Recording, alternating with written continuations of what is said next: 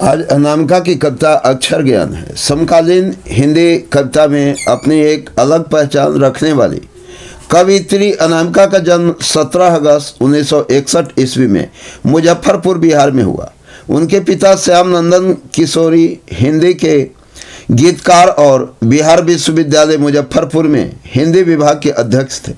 अनामिका ने दिल्ली विश्वविद्यालय से अंग्रेजी में एमए किया और वहीं से पीएचडी की उपाधि पाई। संप्रति वे सत्यवती कॉलेज दिल्ली विश्वविद्यालय के अंग्रेजी विभाग में प्राध्यापिका है। अनामिका कविता और गद्य लेखन में एक साथ सक्रिय है। वे हिंदी और अंग्रेजी दोनों में लिखती हैं। उनकी रचनाएं हैं काव्य संकलन, गलत पत्ते की चिट्ठी, बीजाक्षर, अनुष्टुप आदि, आलोचना, पोस्ट एलियट, पोएट्री, स्त्रीत्व का मानचित्र आदि।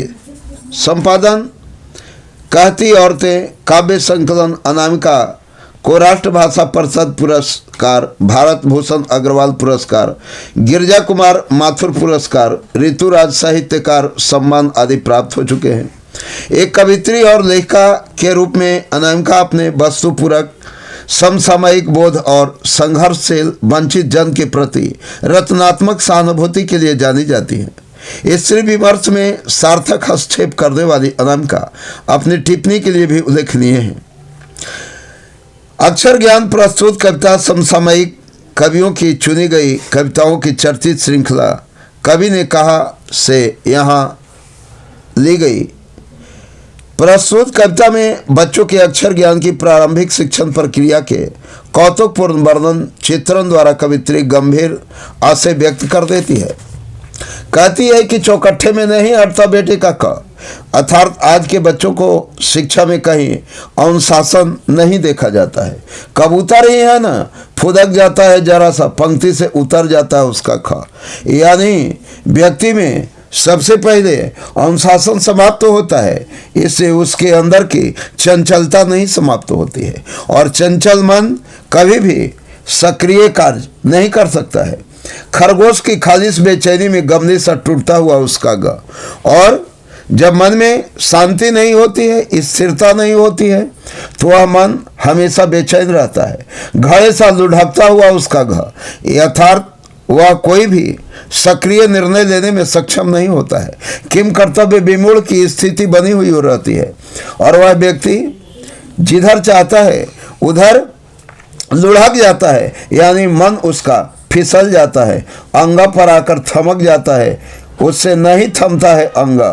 अंगा के ड को यह समझता है माँ, यानी ड जो है वह हमारा शरीर है, जिसे हम विशालकाय समझते हैं, जिसे हम सबसे उपयोगी समझते हैं। वह क्षितिज पावक गगन समीरा, अपंच रचित अधम शरीरा। यह शरीर नश्वर है, बहुत छोटा है, लेकिन इसके अंदर में जो छोटा सा बिंदु है, डा के अंगा के डा को वह समझता है माँ, जो कि हमारा शरीर एक पुत्रवत रूप में है, एक जीवात्मा रूप में, अंश रूप में है, लेकिन और उसके बगल के बिंदु को मानता है गोदी में बैठा बेटा, यही अलग समझता है। आत्मा पर कभी भी जीव ध्यान नहीं देता है और आत्मा ही अजर अमर है, आत्मा ही अजन्मा है, आत्मा ही भय, दुख और रोग से दूर रहने वाला है।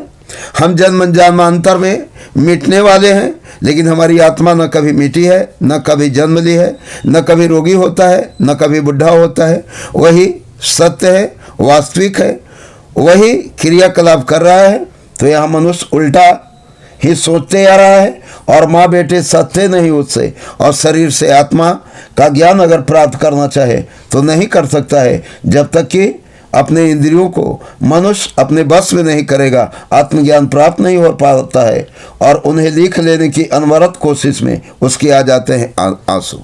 अर्थात सांसारिक साधना तो साधना चाहता है, लेकिन कार्य उल्टा करता है और इससे साधक को साधना का सही फल प्राप्त नहीं हो पाता है और इसी असफलता में वह जीवन पर्यंत रोने के सिवा कुछ नहीं कर सकता है। और पहली विफलता पर छल के आंसू ही हैं शायद प्रथमाक्षर, और इसी के साथ जीवन यात्रा हमेशा प्रारंभ होती है। जो मनुष्य जीवन पर्यंत दुख और निराशाओं से भरा हुआ रहता है, क्योंकि माया मोही न मन मुआ, अमरी मरी गया शरीर, और आशा तृष्णा नाम मोही कह गए संत कबीर। यह कबीरदास की जो पंक्ति है इसी को अक्षर ज्ञान से दिया गया है कि पहले मनुष्य को आध्यात्मिक ज्ञान दिया जाता था, जिस ज्ञान में आत्मा को प्रखर बना दिया जाता था और मनुष्य जल्द से जल्द भौतिक ज्ञान को प्राप्त कर लेता था। लेकिन आज भौतिक ज्ञान को ही महत्व दिया जाता है और जो हमारा आध्यात्मिक ज्ञान है, जो हमारा आत्मीय ज्ञान है, उससे मनुष्य परे रह जा रहा है। और सृष्टि की इसी से विकास कथा, यानी सारे मनुष्य इस सृष्टि के कलिकाल के दुख भोग रहे हैं और दुख भोगते रहेंगे, क्योंकि जब तक आत्मज्ञान प्राप्त नहीं होगा मनुष्य को सच्ची शांति प्राप्त नहीं हो सकती है। जय हिंद दोस्तों।